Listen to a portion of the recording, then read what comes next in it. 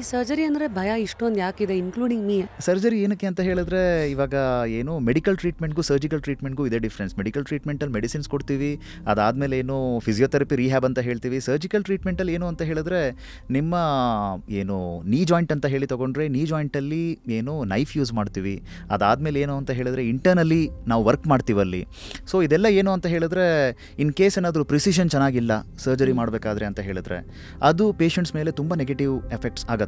ಉದಾಹರಣೆಗೆ ಏನು ಅಂತ ಹೇಳಿದ್ರೆ, ಇವಾಗ ACL ಲಿಗಮೆಂಟು ನಮ್ಮ ಥೈ ಬೋನ್ಗೂ ಅಟ್ಯಾಚ್ ಆಗಿರುತ್ತೆ, ನಮ್ಮ ಶಿನ್ ಬೋನ್ಗೂ ಅಟ್ಯಾಚ್ ಆಗಿರುತ್ತೆ.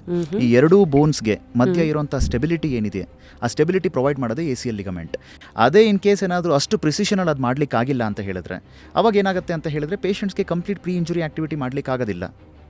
ಮತ್ತೆ ಪುನಃ ಇನ್ನೊಂದ್ಸಲ ACL ಟೇರ್ ಆಗ್ಬೋದು. ಅದರಿಂದಾಗಿ ಮತ್ತೆ ಪುನಃ ತುಂಬ ಸೈಡ್ ಎಫೆಕ್ಟ್ಸ್ ಆಗ್ಬೋದು. ಇವಾಗೇನು ಅಂತ ಹೇಳಿದ್ರೆ, patients are also well educated. ಅವ್ರಿಗೆ ಗೊತ್ತು, ಅಂದರೆ ಇವಾಗ ACL ಅಂದರೆ ಇವಾಗ ಎಲ್ಲರಿಗೂ ಗೊತ್ತೀಗ. ಇವಾಗ ಒಂದು ಸ್ಪೋರ್ಟ್ಸ್ ಆಡ್ತಾ ಇದ್ದಾರೆ ಅಂತ ಹೇಳಿದ್ರೆ, ಪೇಷಂಟ್ಸ್ ಇದ್ದವರು ನಾನು OPDಗೆ ಬಂದಾಗ ಅವರೇ ಹೇಳ್ತಾರೆ, ಸರ್ ನಂಗೆ ACL ಟೇರ್ ಆಗಿದೆ, ನಾನು ಡಯಾಗ್ನೋಸ್ ಮಾಡಲಿಕ್ಕಿಂತ ಮುಂಚೆ. ಅದಕ್ಕೆ ಅಂದರೆ patients are well aware of that. Full ವಿಡಿಯೋನ ನೋಡಿ ಆನ್ ರ್ಯಾಪಿಡ್ ರಾಶ್ಮೀಸ್ ಯೂಟ್ಯೂಬ್ ಚಾನಲ್.